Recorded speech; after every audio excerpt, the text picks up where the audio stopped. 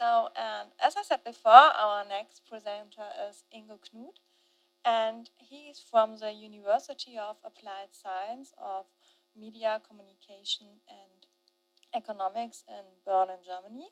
And his presentation will be about decision drivers for search engine usage, the rule of login effects. So it's your turn, and we are suspicious about what you have to tell us. Thank you very much. Thank you very much for giving me the chance to present our small study today. So, as you mentioned, I'm somehow coming from a completely different field. I'm coming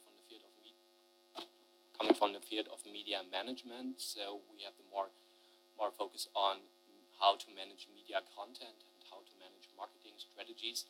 So this will be more about the question how to enable customers to make free decisions. So this was one of our main questions that we had. And we had a look at the role of so-called lock-in effect, which could be determined by different factors.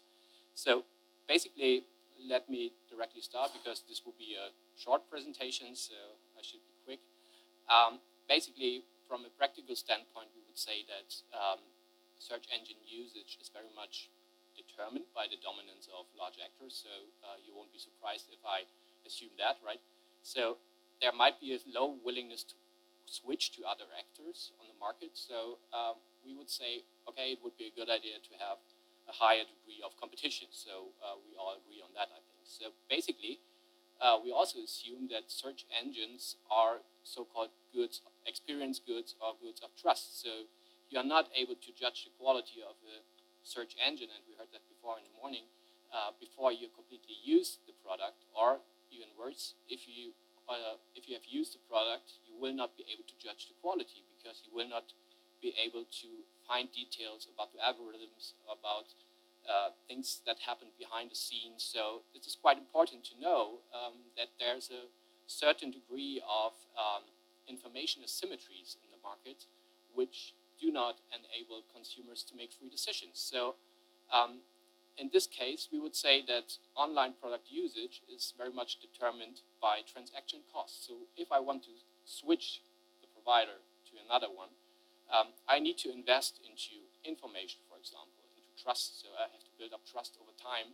And this means I'm less willing to switch the actor or the offer. So, and this is something that we could call lock-in effects as well. So lock-in effect means that customers are dependent, for example, on brands, on habituation or intuitive behavior that they learned over time. This would be one aspect. But also they could be dependent on different software systems due to the fact that they are uncertain if they get better results or good results by another offer. So platform integration, for example, browser preset could be something that is important as well as operating systems or hardware systems that are connected to a specific service. So this won't be something new for you, all of you, but this is something that we assume in this case. So, but also from a marketing perspective, brand trust, brand loyalty, brand experience can be considered as lock-in effects as well. So our main research question is, we'd like to find out if the choice of a search engine is related to that kind of lock-in effects coming from brand perception and maybe platform integration like technical integration in browsers, for example. So this is the aim of our study. So from a theoretical background standpoint, we would say that information asymmetries can be solved. So you can do something about that from a marketing perspective. So we do not have to shout for regulation, for example, because we can assume, or maybe we can assume, that the market can do it on its own. So this is something that marketers would say. And they would say that information asymmetries could be solved by screening mechanisms, for example, that informed persons deliver more information about the service or product. For example, by giving expert judgments or doing screening mechanisms like providing a fact sheet about the service elements and so on, or also doing advertising. So making people aware of a product might enable them to make free or even freer decisions. Also ranking or critics are very important to overcome quality uncertainty and these kind of information asymmetries. This is what we know from media management, of course, because if you go to a cinema, for example, you always have a look at Oscar awards, at the actor, at, I don't know, directors, and so on and so forth. You base your product decision on some kind of criteria that make you think that you make a rational decision. And this might be something what could be applied to the market of search engine as well. So signaling is another important aspect from that perspective of solving information asymmetries. We could focus on increasing reputation, increasing image. So again, we could talk about advertising or PR strategies supported by important or well-known actors that could help new products to get into the market. So in this case, we could build up brand loyalty, brand satisfaction, which again leads to perhaps switching products. So also we could say that integration into products could be something that we discussed this morning before. For example, that you have integration of a service into a platform or a software system or something. So this could be something that can be solved by brand cooperation, and we just heard that could be a good idea to have state-supported or at least public service supported product ideas. So this is the theoretical background that we have right here, and we wanted to bring it to empirical study, and we did something which is not that sophisticated, I would say. So we based our study or idea on classical 7P service value chain model, and we would assume that customer satisfaction and customer loyalty is determined by aspects like product quality, price, communication, visibility, distribution, process, and image, for example. In our case, we specifically focused on product quality and service quality due to the fact that there is basically no price in the search engine markets. Communication could be something that we could have a look at later on, but these two aspects, product quality as a base and image aspects as a second category we focused on. Again, our perspective is more or less on the user. So it's on the question how users make decisions and how can we enable or how can we make markets be more competitive. So this is our model. Our core dependent variable was focusing on customer satisfaction again and customer loyalty. This might be a bit misleading due to the fact that in the end we estimated two models, one model focusing on customer satisfaction and the other one is focusing on customer loyalty. And we had three independent factors which we assumed to be influential regarding increasing customer satisfaction and customer loyalty, which is brand perception on the one hand and user experience on the other hand, and product perspectives and product satisfaction, which is the third factor that we included in our model. So it's quite simple, and we tried to figure out three different perspectives. This morning we heard a lot about what makes users search, how they search, what they are looking for, what quality could be, and we think that it's important to have that kind of marketing perspective as well, because brand perception might lead to overcome quality uncertainty, which is delivered by a product. So we had a look at items like trustworthiness, likability, interesting, if it's interesting, or how the image is shaped regarding user experience and products. We focused on different categories coming from product elements, and we had a look at different empirical study from the search engine market as well. So which effort we need to invest, so we could connect that to theories like unified theory of technology acceptance and use, for example, also considering these aspects, but also the ratio of text and image, also the ratio of advertising and text as well, how the design appeals, for example, or other technical aspects like search results, so evaluation, individual evaluation of search results, but also the variety of additional products that are delivered by the search engine. So this is our model, and we're also having a look at some moderating factors, but we have to look deeper into the data in the next step. So in the first step, we focused on the moderator, which is the search engine preset in the browser, which we regarded to be a login effect. So what did we do? We collected data by targeting search engine users, and we invited them to take part in a quantitative questionnaire, quantitative survey. So we invited social network users and email users via social network, email, and so on and so forth. And we delivered a standardized questionnaire with 5-point scales. So, and we have been online from November to December 2018. All in all, 236 respondents answered our questionnaire, and you might wonder why we have 386 completed interviews.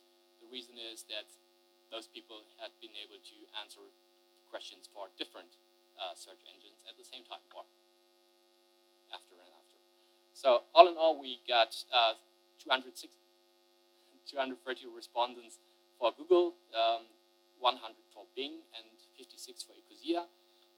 We decided to choose these three search engines due to the fact, of course, Google, we need Google, Bing, which is the second largest search engine in Germany, and the third one, Ecosia, was chosen because of the fact that there might be some kind of specific brand image driven by the fact that they somehow support aspects like sustainability and so on. So we do have a female bias and a bias of young people due to the fact that we focus on these people by inviting them via email. And we estimated our model or our models based on partially squares analysis and used the software SmartPLS. So in the end, what did we find out? So we found out that all three aspects or all three factors are highly significant and have a high impact on customer satisfaction and customer loyalty. In this context, especially, the brand has an influence on future usage of search engines. So this is what we call customer loyalty. So this is the most important factor when we have a look at customer loyalty. So all in all, we explain more than 64 or at least 71% of the variance of the dependent variable, so which is quite okay, I think. So, and the second one of the most important factors as well is perceived product quality, and also user experience is highly significant. So what we see right here, not that spectacular, I think, but interesting because of the fact that we see that the brand is important to make a decision. So we are able to reduce transaction costs due to the fact that we have that kind of brand perception that we apply to make a choice. This is what we would assume. So in the end, we would say that brand identity and promotion of brand aspects is highly important for bringing new search engines into the market. So a second analysis that we focused on, so it's the first analysis based on that, we wanted to know if there might be differences between those people who have a search engine preset in their browser and those who have not. So we made that split analysis and asked the question if these coefficients that we analyzed are different. And we see that, let me have a look.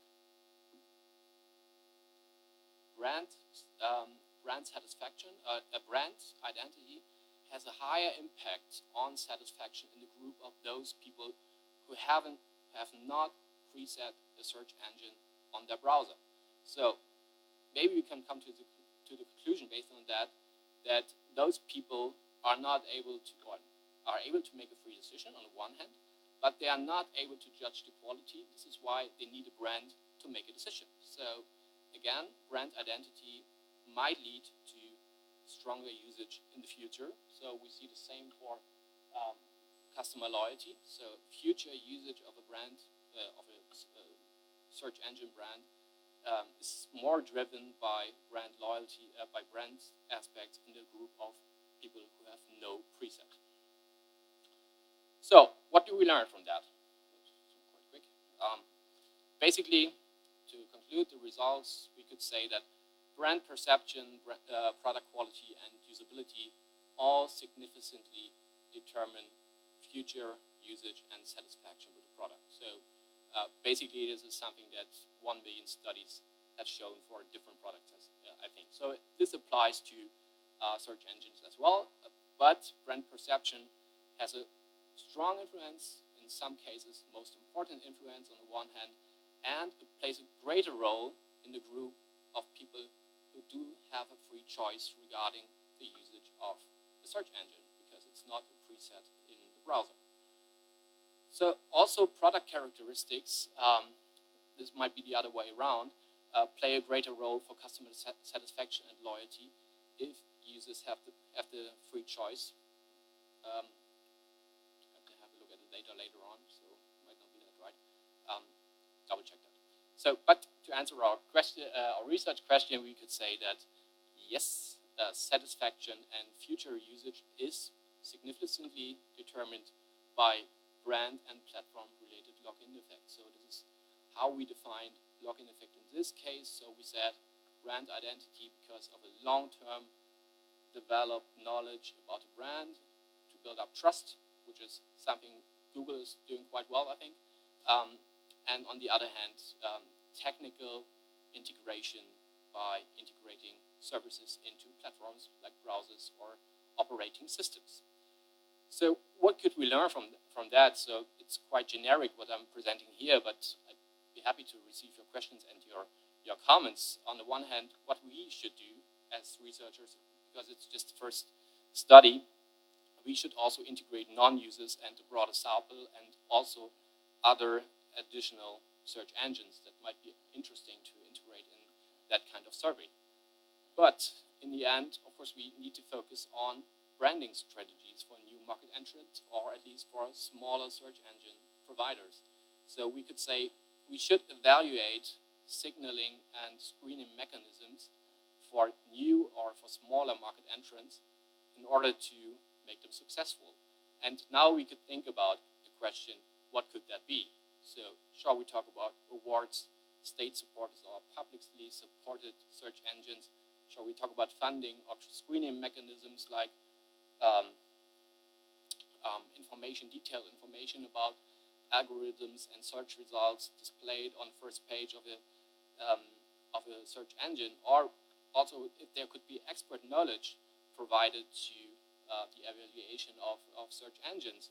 So let me say, when I think about media management again, one could think about a news search engine or something like that, which already exists. But the question, which search engine provides high quality news content? And of course, we need to know how to measure quality content, but this basically is possible from an empirical standpoint. This might be the first good step that we have to think about in media management, for example. So there might be many different examples, and I'd be happy to test some of them in future studies. So thank you very much for your attention.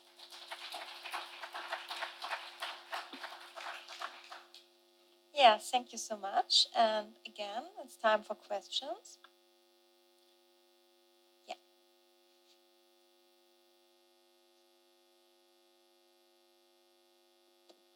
Just a question for clarification. How did you define users who have not preset a search engine in the browser? As far as I know, every browser has a search engine preset. Yeah, it was related to the search engine they have been asked about. So to be precise, first of all, sorry for that. Users stated that they are using search engine XYZ. Then they got a survey about this specific search engine. If they used another one, they got a survey for that search engine as well. So they have been asked, did you preset or do you have a preset of this search engine on your browser? Some of them didn't know, of course, but basically that's it.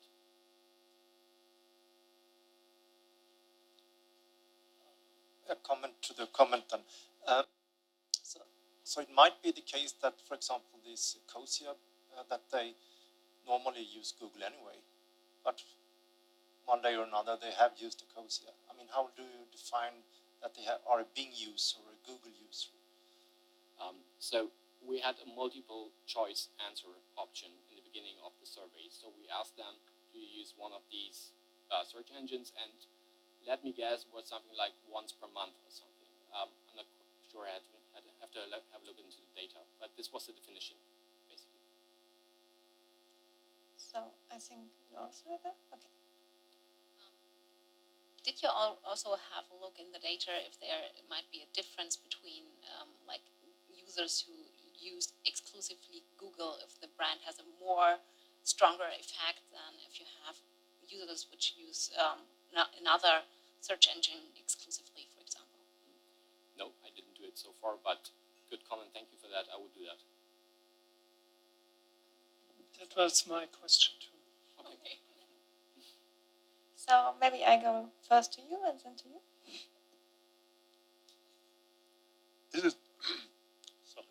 Is it correct that your panel is a random panel? It's not representative? It's not representative.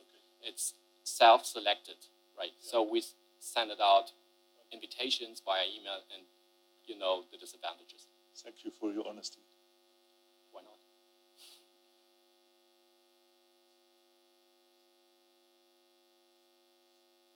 Thank you very much. I think this branding aspect is really interesting and important, and that's also what people tell me when I do interviews with these alternative search engines, that, for example, they complain they are not covered in the media, for example. So Google is in the media day by day. Facebook, we all talk about Facebook, Google, Amazon, and so forth, like on a daily basis, and we hardly talk about the alternatives. And again, if it comes to alternatives, it's again a US-American company, namely DuckDuckGo, which is then known better than Startpage, for example. And I really wonder why that is. Do you have a guess why DuckDuckGo, again, manages to be better or more popular, for example, than European search engines? To be honest, I don't know that specific case in detail, but I would say, of course, there is some kind of communication power and market strategy behind to already have some kind of awareness factor which you could deliver all over the world. So there might be some kind of economies of scale that you can use to be successful all over the world. So when we're talking about a Germany-based search engine, for example, of course there should be some kind of market power behind. So now we could think about the question, so who could that be? From a media management perspective, could be interesting to see Axel Springer or ProSiebenSat.1 acquiring or building up a new search engine, for example, or they already did it, I don't know, or it could be state supported. So different aspects somehow pushing that kind of communication effect. So basically, again, we're talking about communication, I think. Does that answer your question? No, not really. Okay, thank you. So I see no more questions. So thank you again, Ingo Knuth, and also thank you to your colleague, Janina Masur. Yeah, she can't be here, unfortunately. Yeah. Pretty. And of course, we also have something for both of